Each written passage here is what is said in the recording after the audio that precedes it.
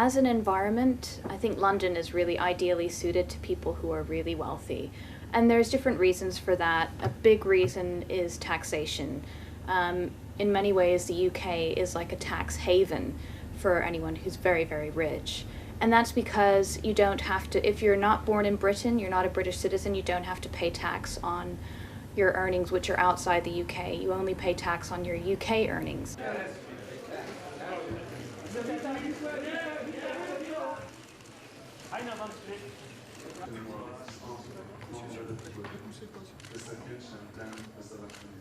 But at the same time, I have said that we like to maintain industrial relations between Severstal and Arcelor.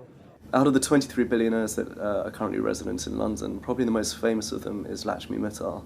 He's the Indian-born head of the steel empire called ArcelorMittal. He's worth $23.5 billion. Having said that, he's probably not London's most popular billionaire. Londoners are soccer fans, and everybody knows Roman Abramovich, who's the Russian-born owner of Chelsea Football Club. And he appears frequently in the news.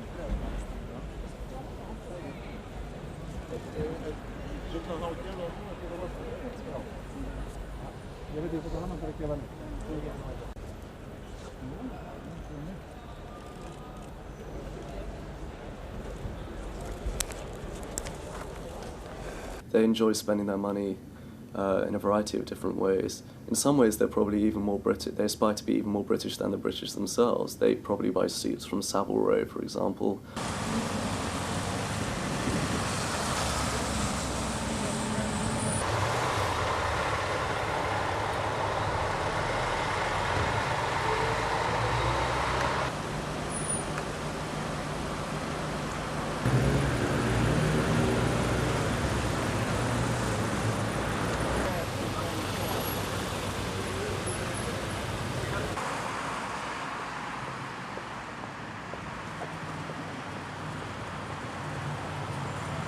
Well, for example, in Kensington, you know, a large house with 15 bedrooms, with security, with a huge garden, lots of garages and driveways, can be upwards of £70 million. But there's a bidding war going on because there's such a demand for high-yield property in London that billionaires with an endless stream of cash will pay maybe 200 million, 300 million for some of these properties that originally, maybe 10 years ago, would have gone for something like 10 or 15 million.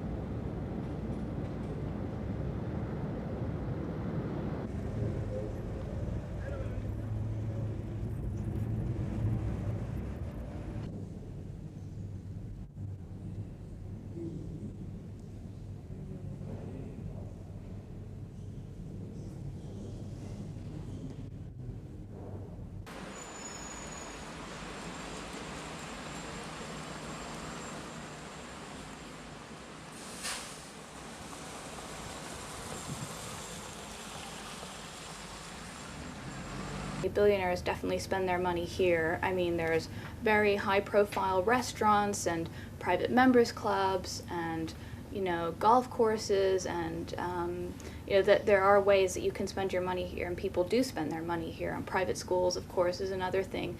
And, of course, in doing that, they've helped to create jobs in London. And there's been a noticeable difference in agencies and nannies and the chefs and the gardeners and all the people who need to help maintain a wealthy person's lifestyle.